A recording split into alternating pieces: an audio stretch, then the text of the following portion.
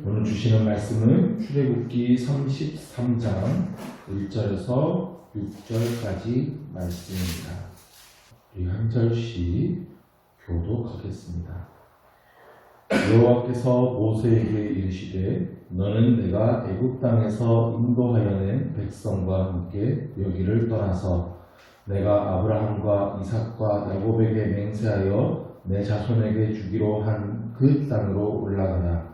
내가 사람보다 사람으로 가나안 사람과 아모리 사람과 헷 사람과 브리스 사람과 이 사람과 도르스 사람을 쫓아내고 너희를 적과 꿀이 흐르는 땅에 이르게 하려니와 나는 너희와 함께 올라가지 아니하리니 너희는 목이 곧은 백성인즉 내가 길에서 너희를 진멸할까 염려함이니라 하시니 백성이 지난 말씀을 듣고 슬퍼하여 한 사람도 자기 몸을 가져가지 아니하니 여호와께서 모세에게 이르시기를 이스라엘 자손에게 이르라 너희는 목이 곧은 백성인즉 내가 한순간이라도 너희 가운데 이르면 너희를 진멸하리니 너희는 장신구를 떼어내라 그리하면 내가 너희에게 어떻게 할 것인지 정하겠노라 하셨습니다.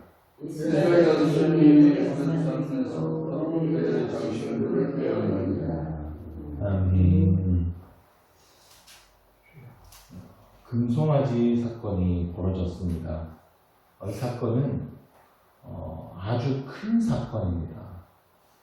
구원을 받은 이스라엘 백성들이 처음으로 우상을 섬겼던 사건이기 때문입니다. 생각보다 그 시기가 굉장히 빨랐던 거죠. 아직 출애굽의 감격이 채 사라지지 않은 시내산에서 그 일이 벌어졌습니다. 인간이 그렇습니다. 그만큼 신실하지 못합니다. 하나님의 은혜를 받고도 끊임없이 하나님을 배반하는 존재입니다. 우리에게 사랑으로 찾아오시는 하나님을 진실로 바라보지 못하고 계속 욕심 가득한 손만 내밀고 있죠. 인간의 욕심과 그 불안함, 그것이 금송아지를 만들었습니다. 모세는 그 광경을 보고 하나님께서 새겨주신 그 돌판을 깨트립니다. 그것은 하나님과의 언약서입니다. 하나님과의 언약이 깨졌다는 것을 상징하는 것이죠. 금송아지를 부수고 이스라엘 백성들에게 그 금가루를 섞은 물을 마시게 했습니다. 그리고 나서 3,000명도 넘는 사람들이 죽임을 당했습니다. 그러나 이러한 모든 행동들을 했다고 그 죄에 대한 벌이 끝난 건 아닙니다. 죄라고 하는 것은 하나님께서 용서해 주셔야 해결되는 겁니다. 그래서 모세는 이제 하나님께 용서를 구하러 갑니다. 오늘 우리가 33장부터 읽었죠. 32장 31절을 보시면 모세가 하나님 앞에 나아가 간절히 기도를 합니다. 그리고 32절에 보면 모세의 그 유명한 중보 기도가 나오죠. 그러나 이제 그들의 죄를 사하시옵소서. 그렇지 아니하시오면 원하건대 주께서 기록하신 책에서 내 이름을 지워버려 주옵소서. 이스라엘 백성들의 죄를 사하여 달라고 모세가 간절히 기도합니다. 그들의 죄를 용서하지 않으시거든 내 이름을 생명책에서 지워버려 달라고 기도하죠. 엄청난 기도입니다. 이스라엘 백성들을 위해 자기의 생명을 바치는 중보 기도죠. 하나님께서는 저 목이 뻣뻣한 이스라엘 백성들을 모두 멸하여 버리고 모세를 통해 새로운 하나님의 나라를 이루겠다 이렇게 모세에게 말씀하셨었어요. 하나님의 계획을 말씀하신 거예요. 모세 입장에서 사실 생각해보면 괜찮은 제안 아닙니까? 이 이스라엘 백성들이 모세를 리더로 존중한 적이 있습니까? 맨날 말이죠. 물 내놔라, 고기 내놔라. 네가 우리를 광야에서 죽이려고 하느냐. 툭 하면 모세에게 그렇게 막 들이받지 않았습니까? 근데 그 백성들을 다 멸하여버리고 모세의 자손을 통해서 내가 하나님의 나라를 이루겠다. 하나님께서 이렇게 말씀하셨다면 모세 입장에서는 손을 볼 게 하나도 없죠. 근데 모세는 지금 하나님을 말리는 거예요. 그러지 마시라고 지금 하나님을 설득하고 있는 겁니다. 모세에게 참 목자의 마음, 하나님의 마음이 자리 잡은 것을 우리가 보게 됩니다. 이 이스라엘 백성들을 진정 사랑해서 그들을 위해 자기 생명을 희생하고자 하는 그 고귀한 마음을 갖게 된 거예요. 그런데요, 모세의 간절한 자기 희생적인 기도가 하나님의 마음을 설득시키지는 못했어요. 32절의 간절한 기도 뒤에 32장 33절을 보시면 여호와께서 모세에게 이르시되 누구든지 내게 범죄하면 내가 내 책에서 그를 지워버리리라. 그러니까 누구든지 범죄한 그 사람이 그 생명책에서 지워진다는 거예요. 모세가 백성들의 죄를 대신해서 죽을 수는 없다는 겁니다. 사람은 사람을 대속할 수가 없습니다. 사람은 모세도 죄인이기 때문에 오직 죄 없으신 예수님만이 우리의 죄를 대신해 죽으실 수 있는 거예요. 34절을 보면 이제 가서 내가 내게 말한 곳으로 백성을 인도하라. 내 사자가 내 앞서 가리라. 그러나 내가 보응할 날에는 그들의 죄를 보응하리라. 자, 모세에게 네가 백성을 인도해라 이렇게 말씀하십니다. 지금까지는 하나님께서 이스라엘 백성을 인도하셨습니다. 근데 이제는 모세에게 인도하라고 하시는 거예요. 지금까지는 하나님께서 이스라엘 백성들과 함께 하셨습니다. 그런데 이제는 내 사자가 내 앞서 갈 것이다 라고 말씀하십니다. 그리고 하나님께서 내가 그 이스라엘 백성들의 죄를 보응할 날이 있을 것이다 말씀하세요. 그러니까 사실상 이 모세의 자기 희생적인 기도가 거절당한 거죠. 네가 이스라엘 백성들과 나는 함께 가지 않겠다. 사자를 보내줄게 라고 한 거예요. 사실 이 모세의 기도가 하나님의 마음을 설득시킨 그것은 따로 있어요. 하나님께서 이스라엘 백성 다 멸하시겠다라고 했을 때 모세가 드렸던 기도인데요. 그것은 32장 12절 13절입니다. 좀 더 위로 올라가서 보면 그때 모세는 하나님의 영광을 위해서 기도했고요. 하나님의 언약을 붙들고 기도했습니다. 자, 12절에서 보면 하나님께서 이 백성을 진멸하시면 사람들이 뭐라고 하겠냐는 거예요. 하나님이 이스라엘 백성들 다 산에서 죽이려고 데리고 나갔다. 이렇게 세상 사람들이 말하지 않겠습니까? 그런 기도를 12절에서 했고요. 13절에서는 하나님께서 아브라함과 이삭과 야곱에게 하신 약속을 붙듭니다. 하나님, 너희 자손을 하늘의 별과 같이 많게 하겠다 약속하지 않으셨습니까? 가나안 땅을 그 자손에게 주시겠다고 우리 여러분들에게 약속하지 않으셨습니까? 지금 멸하시면 안 되지 않습니까? 몇백 년 전에 주어졌던 그 조상들에게 주어졌던 하나님의 약속을 지금 모세가 붙들고 기도하는 거예요. 이 기도가 하나님께 설득이 됐어요. 14절에 보시면 여호와께서 뜻을 돌이키사 말씀하신 화를 그 백성에게 내리지 아니하십니다.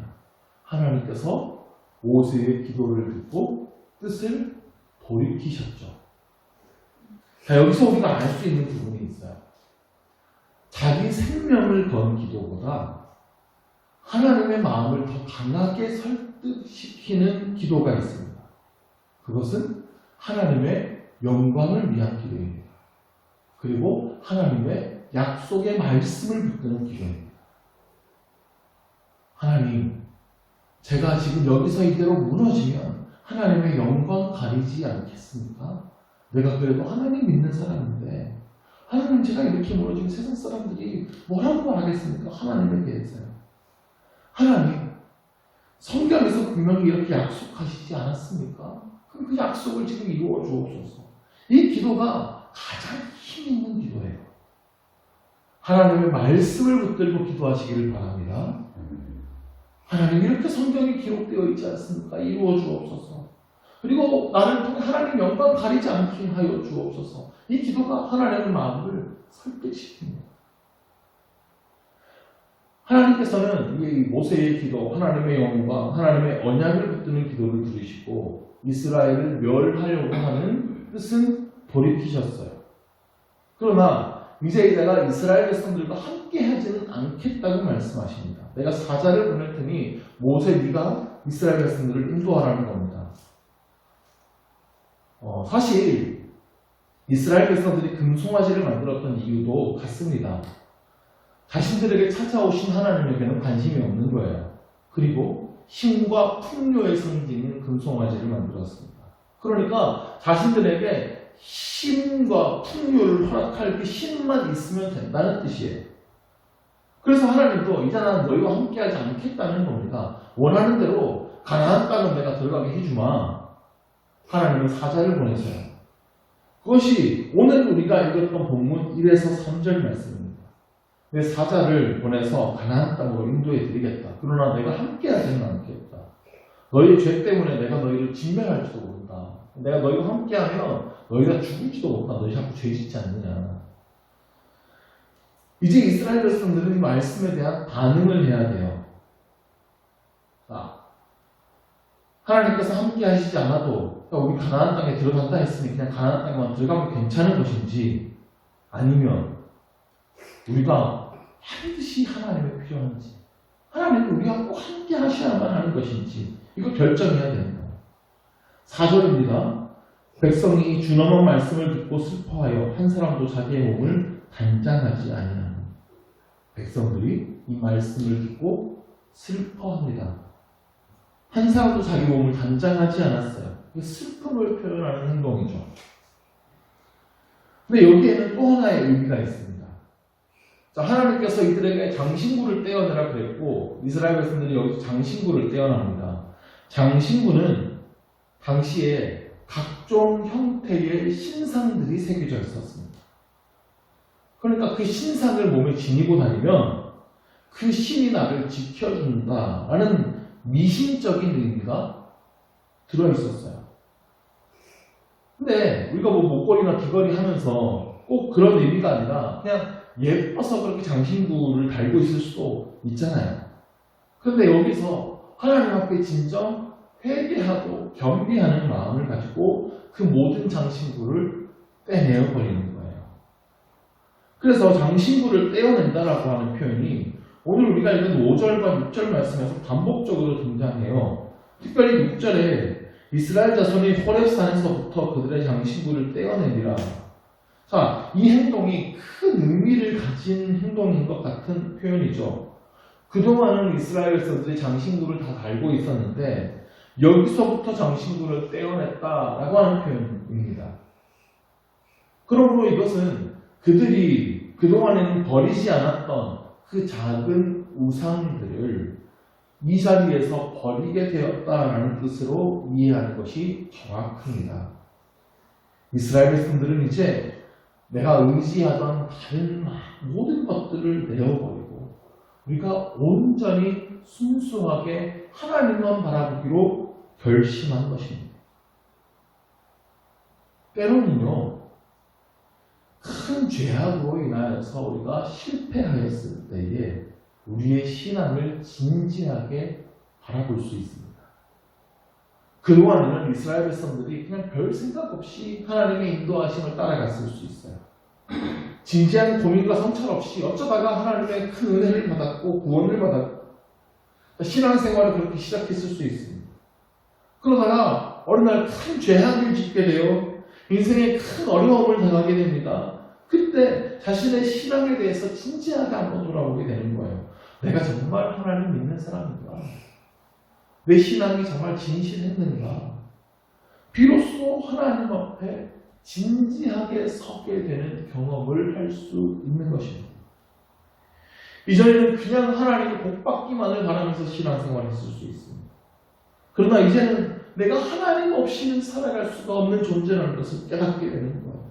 그래서 이제는 내가 다른 세상 어떤 것들보다 그냥 하나님이 필요하다고 고백할 수 있게 되는 것입니다. 우리에게 필요한 것이 바로 이 신앙의 고백, 신앙의 성숙입니다. 내가 하나님을 통해서 그냥 무언가를 얻어내려고만 하고 내 꿈을 이뤄내는 것만 중요한 것이 아니라 하나님께서 나와 함께 하시는 것이 가장 귀한 것임을 깨달아가는 거예요. 오늘 이 기도하는 시간에도 다른 어떤 것보다 하나님을 구하시기를 바랍니다. 하나님 나와 함께하여 주옵소서. 나를 인도하여 주옵소서. 그것이 가장 귀한 것입니다. 또한 하나님의 말씀을 붙들고 기도하십시오. 하나님의 영광을 나타내게 해달라고, 내 삶을 통해 하나님의 영광 가리우지 않게 해달라고 기도하시기를 바랍니다. 하나님께서 그러한 기도를 가장 기뻐하십니다. 기도하겠습니다. 하나님 아버지, 늘 우리와 함께하여 주시고 놀라운 구원 베풀어 주심에 감사드립니다. 그럼에도 불구하고 우리가 신실하지 못하고 늘 하나님을 떠나 배신하고 내 마음대로 살아가는 적이 많았음을 주님 앞에 고백합니다. 우리의 모든 장신구를 떼어내고 다시 하나님 앞에 엎드립니다. 오직 나에게는 하나님만이 필요합니다. 하나님 나와 함께 하시는 것이 가장 귀합니다. 이 진실한 고백을 하나님께 드리게 하여 주옵소서. 또한 우리의 삶을 통해 하나님의 영광을 나타내기를 원합니다. 약속하신 하나님의 말씀을 붙들고 이 시간 기도할 때에 주님 응답하여 주옵소서. 우리에게 가까이 찾아오시고 여전히 살아 역사하시는 주님을 우리 삶을 통해 나타내게 하여 주시옵소서. 예수 그리스도의 이름으로 기도드립니다. 아멘.